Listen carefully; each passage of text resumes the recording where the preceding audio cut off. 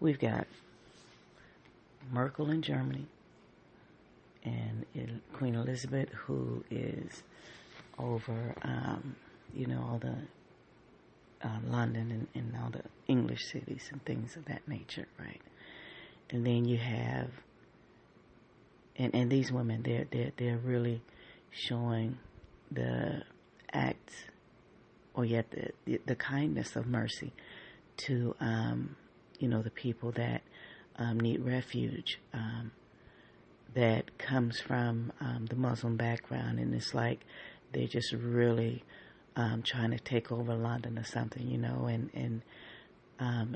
that that it's just like they're whooping up on them or something, just really trying to make a statement, and they're just really trying to take that little nation over. And then I look at the men in leading nations like Russia and China, who, aren't really having to deal with those issues as far as terrorism is concerned. It's not saying that it doesn't exist in their nations, but you don't see those type of manifestations as often as we're seeing them in London. And then we have America, where they're just really trying to push the issue, and trying to open our gates to the people that again can, come in with these acts like they're doing over in London. And then we got a guy over in North Korea, who is just like a little kid, amongst these men. Men of just the stature of just great power and authority over the nation, and it is like they're really just trying to break us down, and this little guy comes in out of the picture with these men, and the only thing I can really see him as like a little kid with who just discovered matches and firecrackers for the first time. And then he turns into this little evil kid that when he finds out, if you throw the firecracker over on somebody, it'll scare the crap out of him, or, just get a reaction, So that's what it's like he's trying to do to us, just trying to threaten us with it. And, he's got it in his hand, and,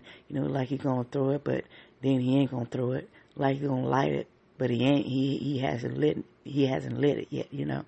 But those threats are there, and and so you're on alarm, because you're very well alert, because at any moment this guy can throw this thing over on you, So I don't know. And then and it just reminds me of scripture where, again, with everything that's happening around us, not just in this nation, but from a worldly perspective, peace. People are going to be crying out for peace in a minute,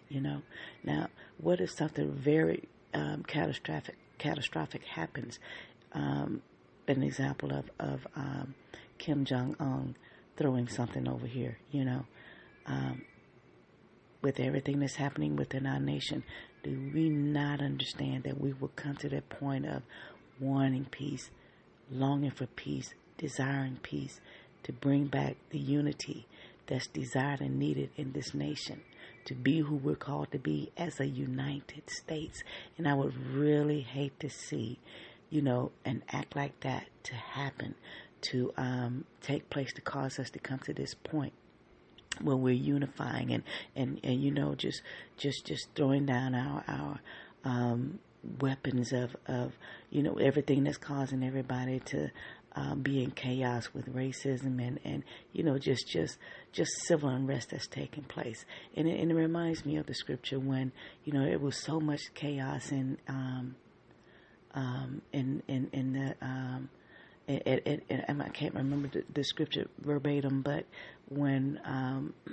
God opened up the ground, because there was so much confusion in the camp, and then he set fire,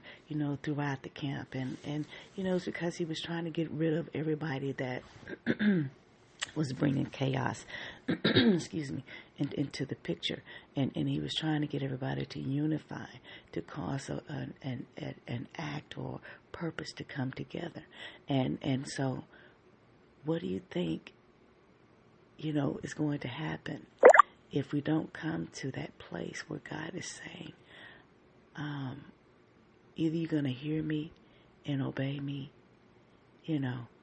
or these things will come upon you, because it's still his will, it's still his purpose that has to unfold. It has to come to pass, because he's the author and the creator, not only of us, but everything that exists, everything that brings the beginning to the end, and we can't ignore the fact that we're at the end. So again, what do you do?